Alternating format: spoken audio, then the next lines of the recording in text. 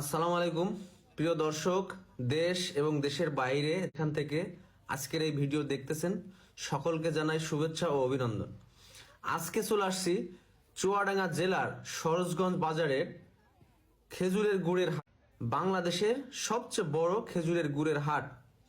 দর্শক, যে প্রায় 300 বছরের পুরনো, 300 বছর আগে থেকে এই অঞ্চলের কৃষকদের খেজুরের গুড় বিক্রির জন্য এই হাটটি প্রতিষ্ঠিত হয়। সেই হাট এখন আছে। প্রতিদিন ভোর থেকে এই হাটে গুড় আসা শুরু করে এবং প্রতি সপ্তাহে 2 দিন অর্থাৎ শুক্রবার এবং সোমবার এই হাটটি সরোজগঞ্জের হাই স্কুল যে মাঠ আছে সেই মাঠ গনে এই হাটটি কিন্তু বসে। আশেপাশের কয়েক জেলার মানুষ মানে কৃষকরা এখানে তাদের গুড় বিক্রি করতে আসে এবং এখানে দেখতে পাচ্ছেন মাটির ভাড়ে, অর্থাৎ দেখতে পাচ্ছেন যে কলসটা, স্থানীয় ভাষায় এই মাটির এই কলসকে ভাড় বলা হয়। এই ভাড়ে করে কিন্তু এই গুড়গুলো লোড করা থাকে, চাগুলো এই বাজারে নিয়ে আসে। এই ভাড়ে এক একটা ভাড়ে 10 কেজি থেকে 20 কেজি পর্যন্ত গুড় থাকে এবং চাষিদের সাথে ব্যাপারীদের সাথে কথা বলে জানতে পেরেছি প্রতি কেজি গুড় 200 থেকে কেজি কিন্তু গুড়ের মান অনুযায়ী বিক্রি হয়। প্রায় 1700 টাকা থেকে 3000 টাকা পর্যন্ত বিক্রি হয়।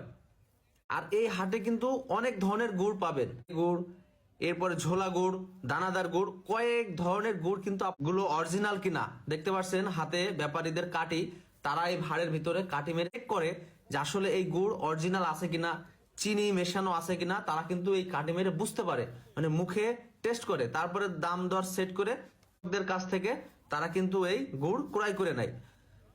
তো দর্শক, বাংলাদেশের সবচেয়ে বড় খেজুরের গুড়ের হাট হচ্ছে এই চুয়াডাঙ্গা জেলার সরোজগঞ্জ বাজারে। প্রতি হাটে এখানে 50 থেকে 60 লক্ষ টাকার গুড় কেনা বেচা হয়। তার মানে বুঝতে পারছেন বাংলাদেশের সবচেয়ে বড় যে গুড়ের হাট, এমনি এমনি আসলে আর এটা বড় হয় নাই, এটা দেশের বিভিন্ন প্রান্তে ট্রাক লোড করে চলে যায়। এই যে কাটি মেরে চেক করে দেখছে একজন ব্যাপারী, দেখেন গুড়ের ভিতরে অরিজিনাল আছে কিনা বা অন্য কোনো কিছু মেশানো আছে কিনা, এবং তারা মুখে জিব্বাই দিয়ে টেস্ট করে যে আসলে এই গুড়ে চিনি মাখানো আছে কিনা।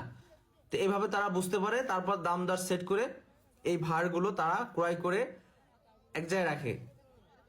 এই গুড় কিন্তু ব্যাপারীরা তারা কিন্তু সাপ্লাই দিয়ে থাকে, দেশের বিভিন্ন প্রান্তে পৌঁছে যায় ট্রাকের মাধ্যমে। এরপরে শুধু তাই নয়, বিক্রির পরে কৃষকরা তাদের যে ভাড়ের কথা আগে বললাম সেই ভাড় কিন্তু তারা আবার এখান থেকে কিনে নিয়ে যায়।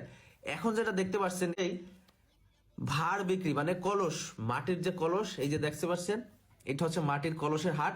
এখান থেকে চাষিরা তাদের গুড় বিক্রি করে আবার এই কলস এখান থেকে কিনে নিয়ে যায় নতুন করে কলসে বা ভাড়ে ভরে রাখার জন্য। এখন যেটা দেখতে পাচ্ছেন সেটা হচ্ছে এই ভাড় বা কলসের হাট, এখান থেকে চাষিরা তাদের কলস কিনে নিয়ে যায়। তো ভিডিওটি কেমন লাগলো অবশ্যই কমেন্টে জানাবেন। ধন্যবাদ।